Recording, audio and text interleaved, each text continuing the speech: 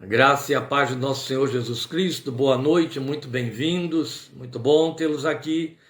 Vamos à leitura do nosso texto da parte 11 de Hebreus, hoje, que é o capítulo 6, versículos 9 a 20. Eu peço que você atente bem para esta leitura, porque o que eu vou fazer hoje na exposição da parte 11 é um resumo bem sintetizado deste trecho. Por que é um resumo? Porque muita da abordagem que o autor está fazendo aqui é uma retomada. E há pontos salientes que eu vou abordar, eu vou explicar, mas eu vou fazê-lo sem pontuar, sem dizer aqui em tal lugar ele está dizendo tal coisa. Então, na verdade, você vai ter uma exposição, literalmente exposição, desse trecho de Hebreus 6, de 9 a 20. Se você prestar bastante atenção na leitura, você vai perceber então todo o significado desta exposição, porque este é o propósito do nosso estudo, não é? Então, partindo para a leitura do capítulo 6, versículos 9 a 20, e eu estou, inclusive, ao citar versículo 9, eu estou voltando ao versículo 9, porque o nosso trecho mesmo de hoje seria a partir do versículo 10, mas ele tem um sentido muito mais oportuno a partir do versículo 9, por sinal que é baseado em Hebreus 6, 9, que sai o meu texto que você estará recebendo aí, que vai ser publicado provavelmente amanhã. Amados, mesmo falando dessa forma, estamos convictos de coisas melhores em relação a vocês, coisas próprias da salvação. Deus não é injusto. Ele não se esquecerá do trabalho de vocês e do amor que demonstraram por ele, pois ajudaram os santos e continuam a ajudá-los. Queremos que cada um de vocês mostre essa mesma prontidão até o fim, para que tenham a plena certeza da esperança, de modo que vocês não se tornem negligentes, mas imitem aqueles que, por meio da fé e da paciência, recebem a herança prometida. Quando Deus fez a sua promessa a Abraão, ele está falando então da herança, por não haver ninguém superior por quem jurar, jurou por si mesmo, dizendo: esteja certo de que o abençoarei e farei numerosos os seus descendentes. E foi assim que, depois de esperar pacientemente, Abraão alcançou a promessa. Os homens juram por alguém superior a si mesmos, e o juramento confirma o que foi dito, pondo fim a toda discussão, a toda contenda. Querendo mostrar de forma bem clara a natureza imutável do seu propósito para com os herdeiros da promessa, que somos nós, somos filhos de Abraão, os filhos pela fé, Deus o confirmou com juramento, para que por meio de duas coisas imutáveis, nas quais é impossível que Deus minta, sejamos firmemente encorajados, nós que nos refugiamos nele para tomar posse da esperança a nós proposta. Temos esta esperança como âncora da alma, firme e segura, ou segura e firme, como dizem as antigas versões, a qual adentra o santuário interior por trás do véu, ou seja, no Santo dos Santos, onde Jesus, que nos precedeu, entrou em nosso lugar, tornando-se sumo sacerdote para sempre, segundo a ordem de Melquisedeque.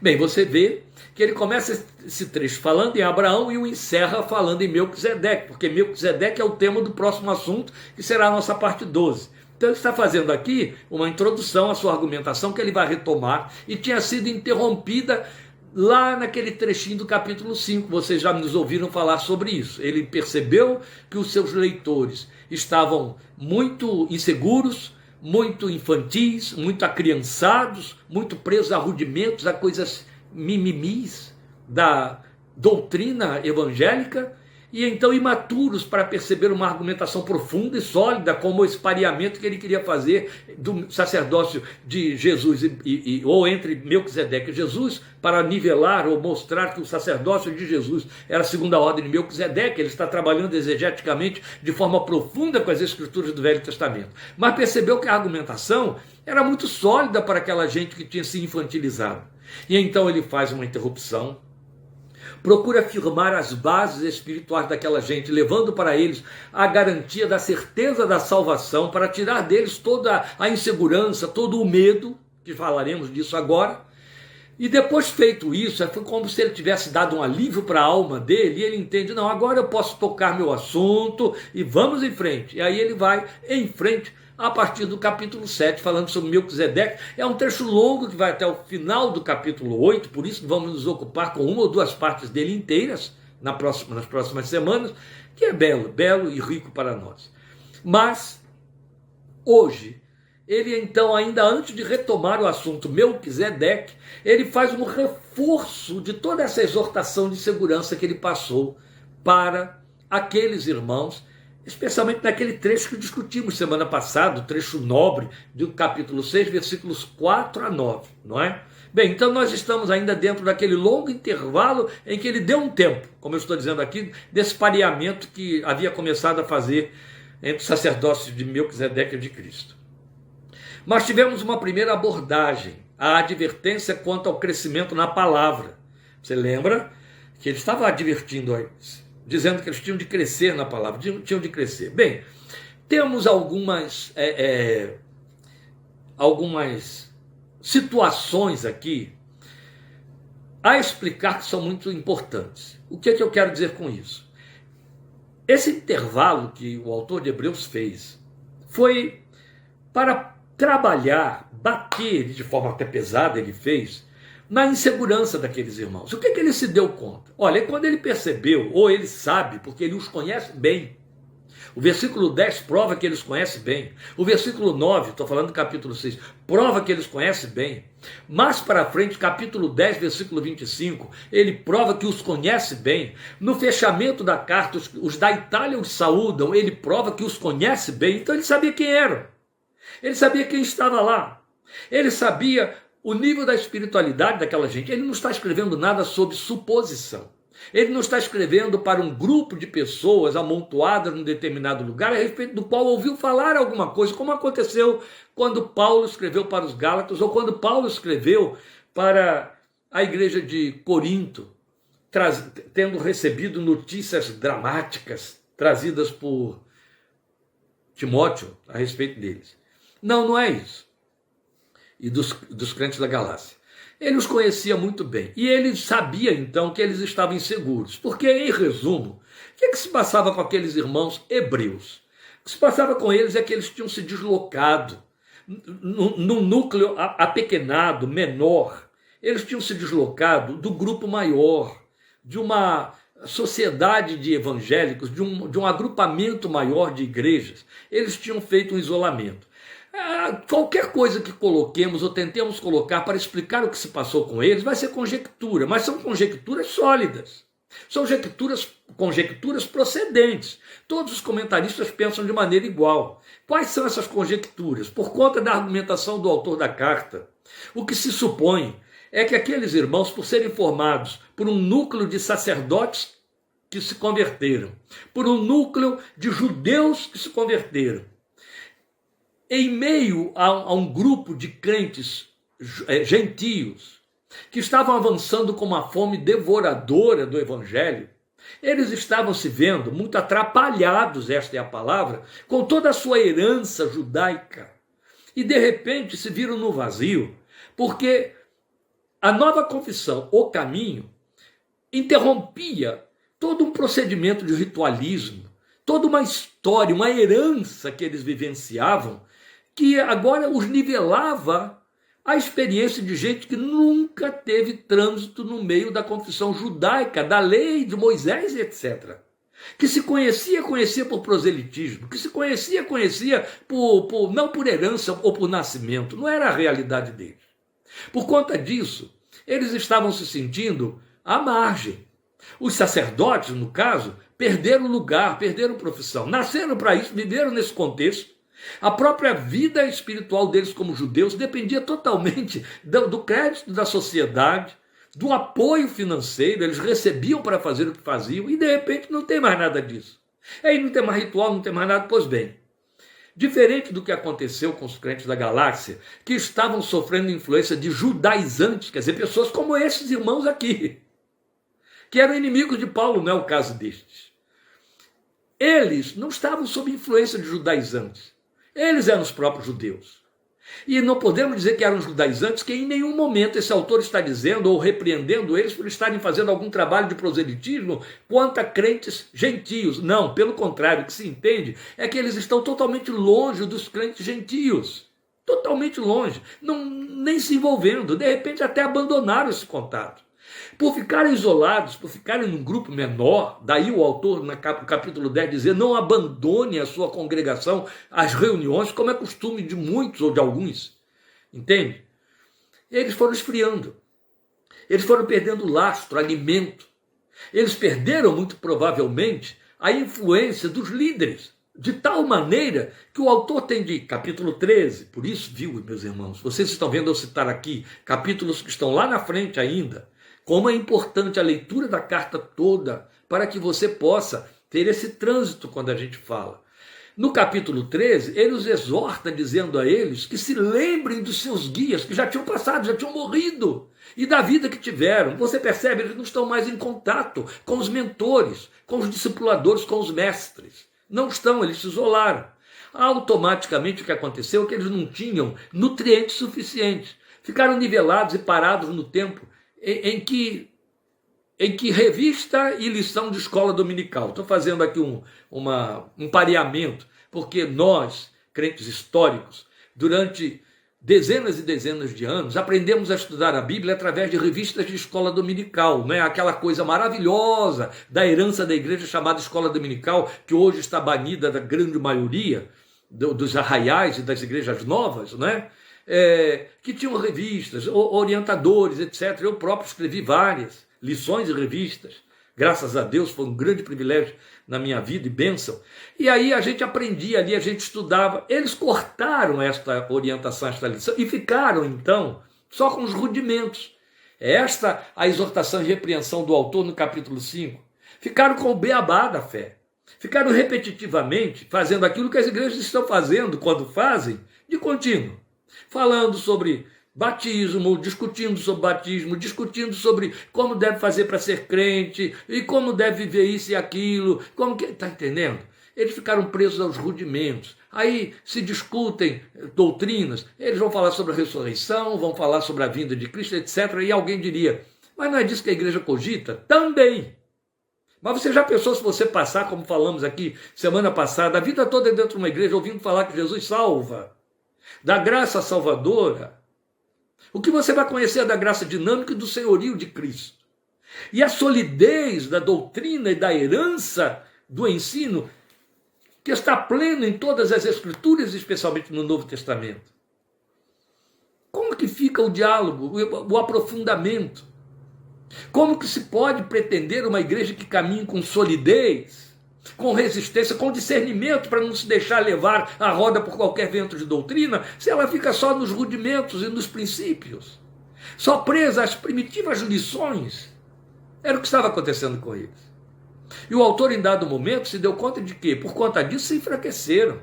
Por conta disso, aquela robustez de segurança espiritual, da têmpera de um Paulo que podia dizer, eu sei em quem tenho crido, e estou certo de que é poderoso para guardar o meu tesouro até o dia final. Aquela autoridade com que Pedro pôde dizer com bastante leveza, autoridade profunda, o tempo da minha partida está próximo, e antes de eu deixar este tabernáculo, quero exortar vocês para que sigam em tais e tais e tais caminhos.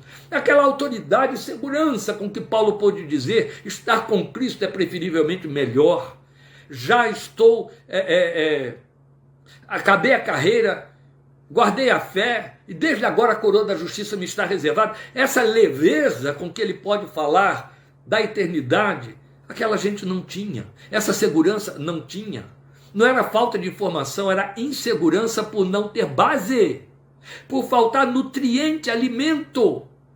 Isso faz parte de um número avassalador do exército evangélico de hoje. Crentes pobres doutrinariamente, crentes vazios da esperança eterna, crentes que só cogitam da fé para a temporalidade, resolver as manhas e as pieguices e as angústias do dia a dia. Aliás, a tradução da maior parte das orações e pedidos de oração dos dias de hoje é peça a Deus para me livrar de ir para o céu. É a tradução que a gente pode fazer por detrás da súplica de livramento da grande maioria. A paixão por esta vida, eclipsando, indo na contramão do cântico, quando tudo obscurece devido ao teu resplendor, indo na contramão disso aí. Crentes não conhecendo o céu, não sabendo nada a respeito, não sabendo nada da ressurreição e não sabendo para que serve a graça ou a fé. Era isso que estava acontecendo com eles. Qual o resultado? Fraqueza. Medo do futuro, medo do dia de amanhã, medo da morte, medo da doença, medo dos desafios, a ponto dele dizer, vocês ainda não resistiram até o sangue combatendo contra o pecado. Meu Deus, eu fico pensando, o que ele diria desta geração? Ele está falando isso para uma geração que nos precede 20 séculos. Misericórdia. Então o que ele faz? Ele procura reforçar a confiança deles. Ele procura mostrar para eles, como vimos semana passada, não é assim, gente. Você não tem que ficar com medo de que vai perder a salvação por isso ou por aquilo, porque é impossível. Do contrário, vocês teriam que crucificar Jesus de novo, tudo teria que acontecer outra vez. É impossível que vocês sejam renovados para o arrependimento se pudessem cair, se caíssem, como está nas nossas versões. Mas ele não para aí. Depois dele ter feito essa exortação, mas aí como ele foi muito duro, ele abranda. E agora ele vem usar de um outro argumento de fortalecimento da fé, que é tão belo, que nos brinda, que nos abençoa. O que ele está fazendo aqui nesse trecho de 9 a 20 é reforçar tudo que disse com mais subsídios, com mais garantias. Aí usa de uma metáfora linda, que a mim encheu, transbordou o coração, vai transbordar aí o João Alberto também, porque somos profissionais da mesma área, nós fomos técnicos de construção naval, trabalhamos em estaleiro, fabricação de navio, e a gente sabe o projeto do navio, a gente sabe muito bem o que isso significa. Então ele vai trabalhar com uma metáfora que nos diz respeito, que bonito que é, como eu fiquei contente, e você deve ficar também. Então veja, o que nós temos aqui é que ele continua, semelhantemente a Paulo, quando exortou duramente os crentes da Galácia, procurou depois abrandar a voz, é o que ele vem fazer aqui. Então ele calca a genuinidade da experiência de conversão daqueles irmãos. Ele mostra para eles, olha, Deus não vai esquecer o trabalho de vocês, está aí no versículo 10. Deus não vai esquecer do que vocês sempre fizeram a favor dos santos, que ele recebeu para ele, como sendo feito para ele. E aqui nós temos uma verdade cristã que não pode, sob nenhuma hipótese, passar desapercebido sem sermos encontrados em falta, de maneira taxativa e direta, por Deus e pela revelação da palavra. Deus não é injusto, ele começa a falar de justiça divina. Deus não é injusto. Ele não se esquecerá do trabalho de vocês, do amor que vocês demonstraram por ele. Aí ele explica como, quando vocês serviram e ainda estão servindo aos santos. Olha como ele conhecia, tinha conhecimento de causa da espiritualidade dessa gente. Ele sabia que eles eram operosos, que eles eram socorristas, que eles abençoavam outras vidas. E aí acorda a mente deles dizendo, Deus não é injusto. Ele sabe o que vocês estão fazendo para com ele, amor revelado para com ele, enquanto servem os crentes. É bom lembrar aqui, viu, meus irmãos, que ele está falando para um grupo inteiro. Então esse negócio de servir aos crentes não é só para pastor, não é só para líder. Pelo contrário, servir crente, servir os outros, servir a igreja, é para todo mundo que se entende igreja. E as formas de serviço, as oportunidades de servir, variam, se multiplicam e chegam ao nosso colo de maneira contínua. Só não serve quem não quer servir, quem não serve para servir. Aí não serve. Oportunidades não nos faltam. E quando servimos conscientes de que ao abençoar A e B estamos fazendo para Deus, aí o autor de Hebreus chega e diz, ele não esquece e ele não é injusto. Porque vai cumprir o que esse mesmo autor disse em 11:6. Deus é galardoador daqueles que o buscam. Glória ao seu nome. Queremos que cada um de vocês mostre essa mesma prontidão até o fim, para que tenham a plena certeza da esperança. Então, qual é a ênfase que ele vai dar daqui para frente? Ele vai usar a palavra esperança de maneira repetitiva até o versículo 20. Por que ele dá tanta ênfase sobre a esperança? O que ele está dizendo é, onde está a esperança de vocês? Sejam firmes na esperança, reforcem a esperança, alimentem a esperança. Como é que eu alimento a esperança? Eu alimento a esperança com a promessa. Onde está a promessa? A promessa está aqui. Se eu leio esta palavra, se eu creio nesta palavra, se eu confesso esta palavra, se eu estudo esta palavra, se eu mergulho nesta palavra, eu alimento a esperança que me leva para o céu. A esperança que me dá quietude, A esperança que me traduz segurança, e é disso que ele está falando. Ele está preocupado em gerar no coração daqueles irmãos, despertar no coração deles, esperança alicerçada, que produz segurança, ou alicerçada na segurança. Então, ele está procurando encorajá-los. A carta foi escrita para encorajá-los, não para amedrontá-los, não para fazer aquilo que parece que aconteceu em 6:4. Não, ele está encorajando. Ali seria uma contradição se o propósito fosse outro. Então, ele está procurando encorajá-los quanto à sua certeza de salvação. Mostrar para eles: confie, descanse, sosseguem a esse respeito. Porque, infelizmente, meus irmãos, aqueles que infelizmente se permitem ficar inseguros quanto à sua salvação, eles precisam responder um questionário muito simples, uma pergunta só. Se você acha que você pode perder a sua salvação, isso tem a ver com pecado. Qual é o pecado que vai levar você a perder a salvação?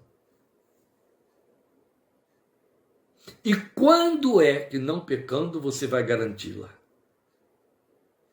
Existe uma possibilidade de não pecar? Existe o pecado que leva a perder e o pecado que Deus releva? Meu Deus. Discernimento, sabedoria, exame das Escrituras, testemunho do Espírito no coração, é só o que basta. É só o que basta. Exame das Escrituras. Quanta necessidade de seguirem firmes na esperança dessa salvação, é o que ele está falando aqui, sem penderem para o judaísmo de obras mortas, de onde eles saíram. Porque toda vez que o crente fica inseguro para se aproximar de Deus, e muito mais ainda quanto à sua salvação, ele procura fazer uma troca, ele procura trabalhar pela meritocracia, tentar arranjar méritos que lhe deem paz. Então ele procura de alguma forma garantir a sua salvação com obras. Uma das obras é crer, é fé, ou quanto mais fé eu tiver, mais garantia, mais eu agrado a Deus. O que é que ele está tentando por detrás dessas coisas? Por detrás dessas coisas ele está tentando praticar obras que lhe deem segurança pessoal.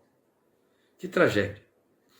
Só quem nos dá segurança para a nossa salvação é o Espírito Santo de Deus, porque ela procede dele. E pretender que cumprir rituais, cumprir um evangelicalismo de normas, de regras e de agendas, para que eu fique em paz com a minha consciência, é ser judaizante.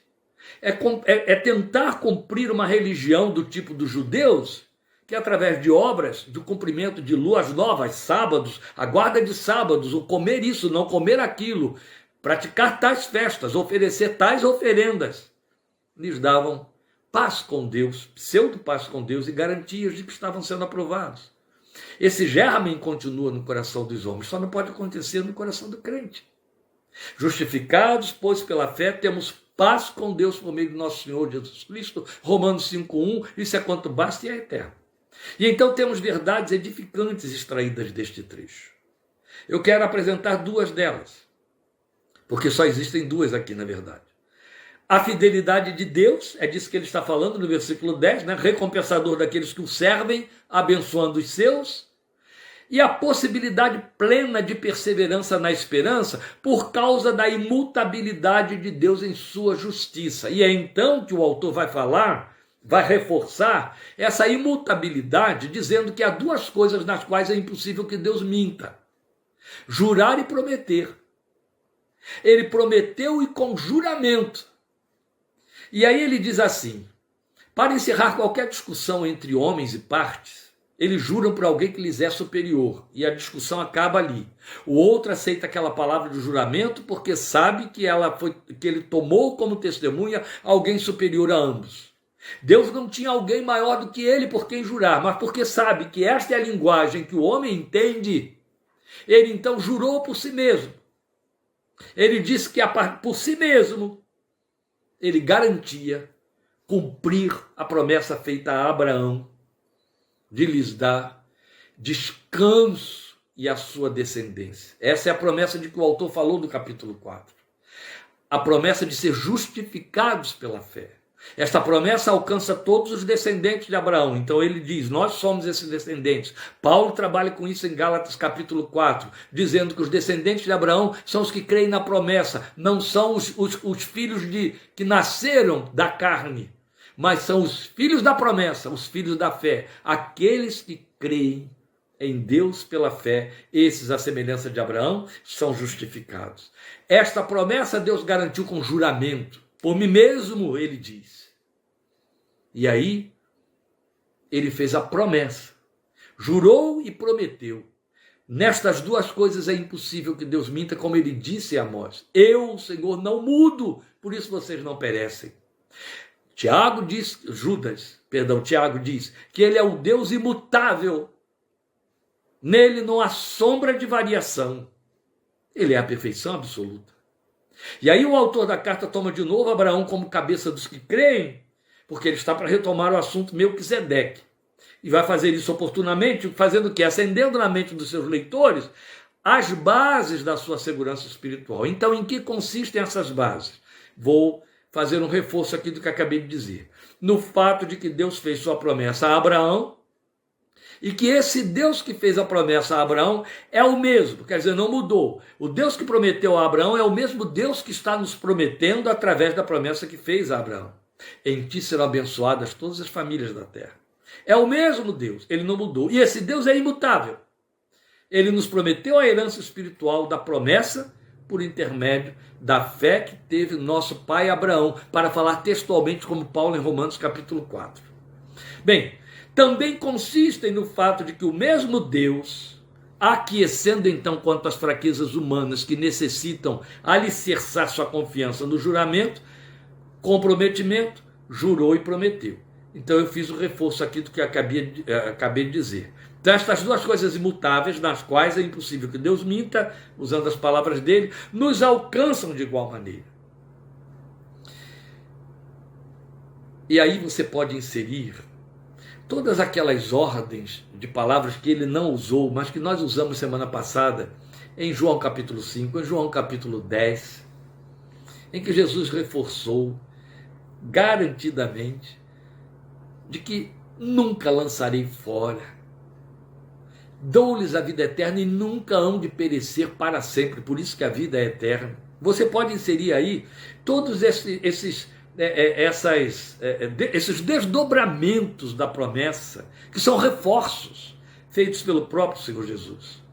Mas aqui você vai ver que ele usa uma metáfora muito linda para nós. Eu vou ler o trecho para que a gente o acenda bem na mente, e aí eu posso avançar um pouquinho.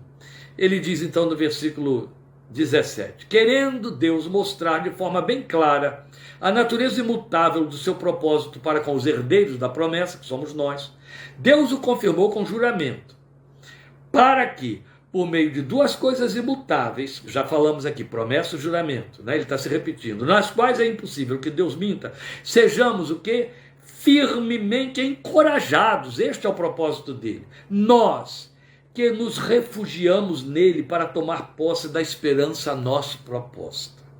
Meus queridos, aqui está uma metáfora que ele vai trazer lá do Velho Testamento, sem precisar entrar em detalhes para explicar, por causa do público para quem ele está falando. Ele está falando com gente que entende do riscado muito bem. Então ele não precisa entrar em detalhes. É como você, e eu gosto muito de fazer isso, quando eu estou entre crentes veteranos. Quando eu estou entre crentes veteranos ou líderes, eu cito versículos bíblicos sem dar o endereço.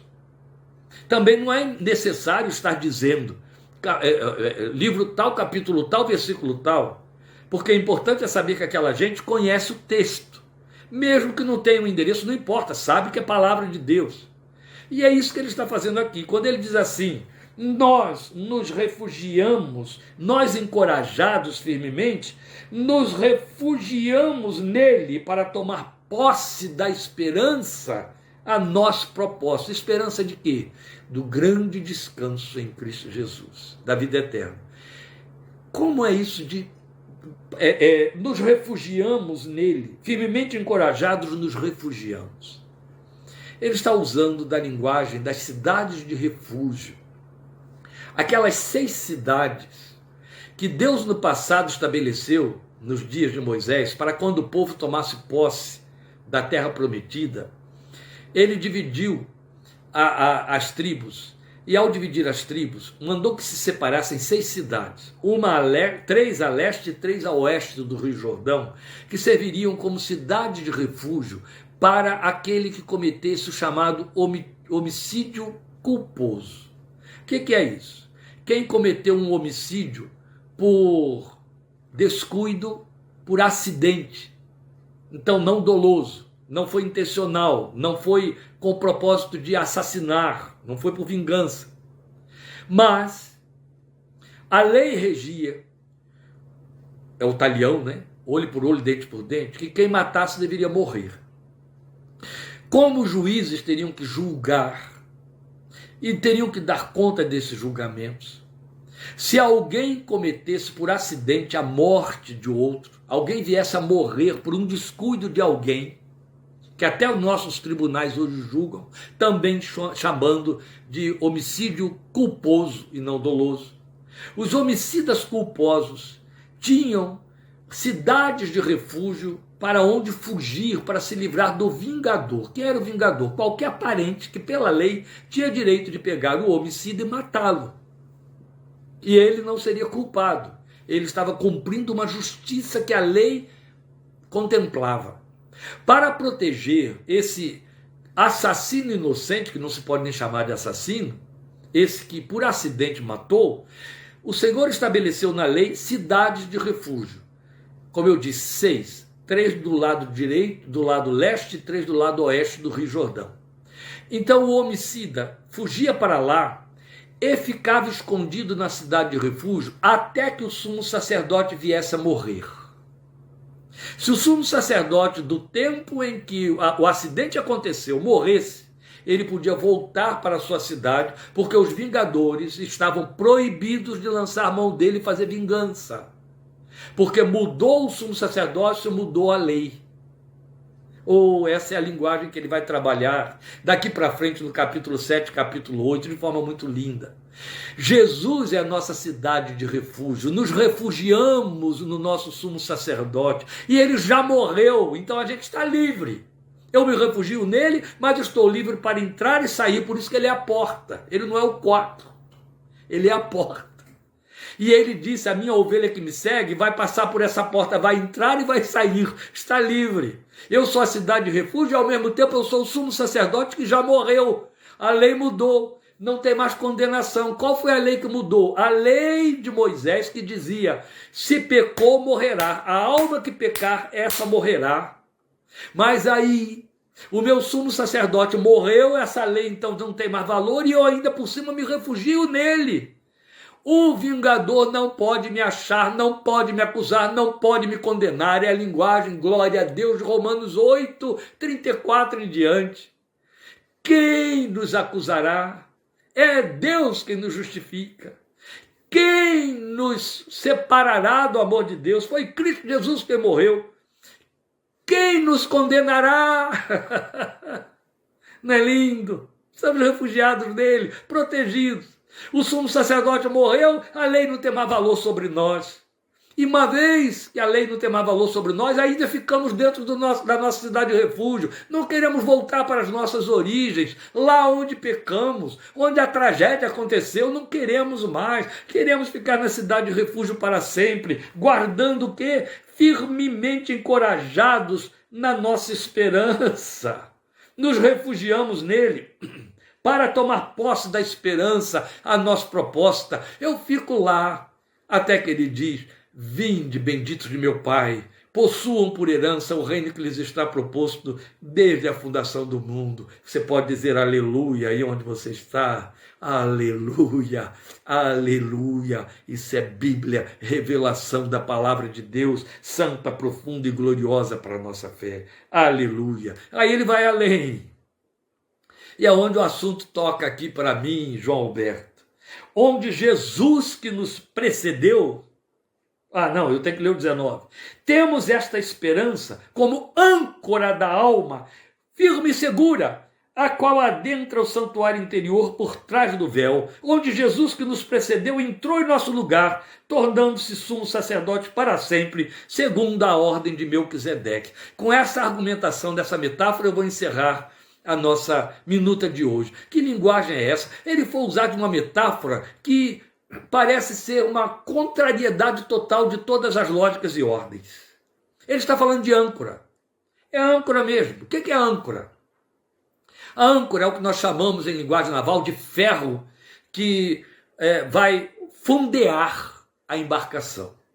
Quando um barco, um navio, especialmente uma nave grande, um vaso grande, tem que parar em alto mar ou em mar de costado raso, ele lança a âncora.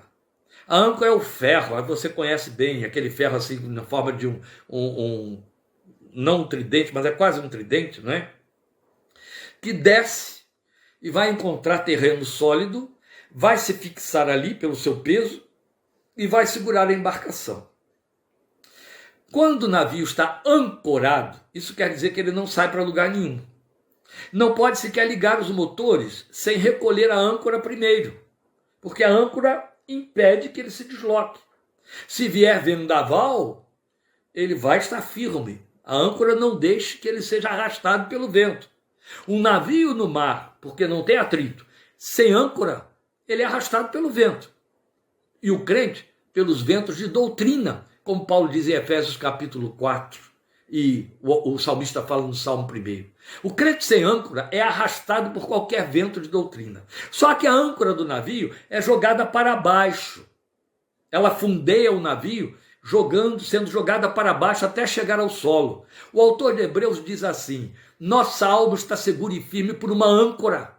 E essa âncora, ela não desceu, ela subiu. Ela foi jogada para cima, lá no Santo dos Santos Celestial, onde Jesus que nos precedeu entrou e está lá para interceder por nós, como nosso sumo sacerdote segundo a ordem de Melquisedeque, de que ele vai começar a falar já no capítulo 7, nossa próxima lição. Aí é coisa muito linda. A âncora que sustenta a nossa vida para não sermos arrastados pelos vendavais doutrinários e das tentações, está lá no Santo dos Santos, está no lugar onde a presença de Deus se manifesta, no lugar mais sagrado da espiritualidade, onde Jesus está garantindo que essa âncora segura e firme fique lá, segurando a nossa esperança. Mas sabe qual é a beleza? É que se você tiver uma embarcação, que no caso aqui somos nós, ancorada em cima, viramos pêndulo. Entende? Se o navio é ancorado e a âncora vai para baixo, ele fica firme ali. Se a âncora vai para cima, você vai entender, o navio fica pendurado, não é verdade? Então ele vai balançar como um pêndulo. Esta linguagem que ele está usando aqui, a nossa âncora está no céu. Nós podemos ser fustigados pelos ventos de um lado para o outro. Isso nos acontece. Somos empurrados daqui e dali. Mas a nossa esperança está firme. Não importa o que mude ao nosso lado, não importa o que a própria igreja esteja dizendo, se um anjo descer e falar, este é o caminho, vá por ele, a âncora que te dá segurança e autoridade vai levar você a dizer, maldito, seja anátema, cala a tua boca. Entende? Não importa. Você pode ser fustigado pelos ventos, mas a âncora está firme lá no santuário onde Jesus entrou por nós. E por mais que você balance, não vai perder posição, não vai sair do seu lugar. Só existe um lugar para onde seguir, é o lugar onde a âncora está, e é para onde nós estamos sendo levados. Glória seja o nome de nosso bendito Deus. Meus queridos, esta palavra de reforço que o autor dá à segurança daqueles irmãos nos alcança para nós também. Vou repetir a leitura e parar por aqui hoje. Para que por meio de duas coisas imutáveis, nas quais é impossível que Deus minta, sejamos firmemente encorajados, nós que nos refugiamos nele para tomar posse da esperança a nós proposta. Temos esta esperança como âncora da alma, firme e segura, a qual adentra o santuário interior, por trás do véu, onde Jesus, que nos precedeu, entrou em nosso lugar, tornando-se sumo sacerdote para sempre, segundo a ordem de Melquisedeque. Amados, Encorajados significa cheios de ousadia. Encorajamento e ousadia são palavras que explicam o espírito que habita em nós. Deus não nos deu espírito de covardia, a Bíblia diz. No perfeito amor não há medo. De maneira que não há lugar para medo, insegurança, temor e desvarios no coração do crente. Temos, pelo contrário, ousadia. Ousadia para entrar no Santo dos Santos, ousadia para chegar diante do trono da graça, ousadia para ter comunhão e intimidade com Deus, tirando as sandálias de nossos pés, mas entrando na sua presença de coração livre. É a linguagem de Hebreus 4, de Hebreus 10, como veremos, para estarmos nessa intimidade que nos foi facultada pelo sangue de Jesus, que nos espera nesse lugar de comunhão em todo o tempo. Uma comunhão onde você pode entrar e desfrutar dia após dia. Segurança que ninguém pode substituir. Não há lugar para crentes medrosos. Não há lugar para crentes inseguros. Não há lugar para crentes duvidosos. Não. Sua fé precisa ser alicerçada como âncora segura na esperança que o Espírito Santo alimenta através da palavra na qual meditamos, cremos e confiamos, porque é a palavra de um Deus que jurou, prometeu e não pode mentir. Daí, como última expressão, quero lembrar Números 23, 23. Deus não é homem para mentir, nem filho do homem para se arrepender. Se ele prometeu, é certo que fará. Se ele falou, com certeza cumprirá. Glória seja o seu santo nome. Quero dar um último aviso antes de encerrar o estudo de hoje. No próximo fim de semana, nossa live será sábado, 8 da noite, e não domingo, 17h30. Amém? Então fique atento, fique a postos. Eu vou fazer o chamado aí na página do Facebook, mas você que está ao vivo agora participando, já fica sabendo, não haverá live domingo, neste domingo, estaremos fora, será sábado, 8 da noite, estaremos ouvindo aqui a palavra, e se Deus confirmar, o tema de nossa live é Refaça, Senhor. Esse é o tema da live, palavra que tem aquecido meu coração para sábado agora, 20 horas, e eu conto com a sua participação em nome de Jesus. Deus te abençoe muito, estejamos juntos sábado e domingo que vem, e quinta-feira que vem, parte 12, capítulo 7 de Hebreus, rico e abundante para nós. Obrigado por sua participação, obrigado por sua paciência e obrigado por esse seu desejo de estar aqui comigo ouvindo esta palavra, o que me anima muito e que me faz saber, dada a palavra que você vai ler, que eu vou publicar, que você está entre aqueles que não fazem parte do grupo a respeito do qual estamos fazendo menção nesta palavra que eu vou publicar de exortação para a igreja. Na página do Face você vai receber em casa através do seu e-mail. Deus te abençoe muito e te fortaleça em nome de Jesus. Até sábado. Amém.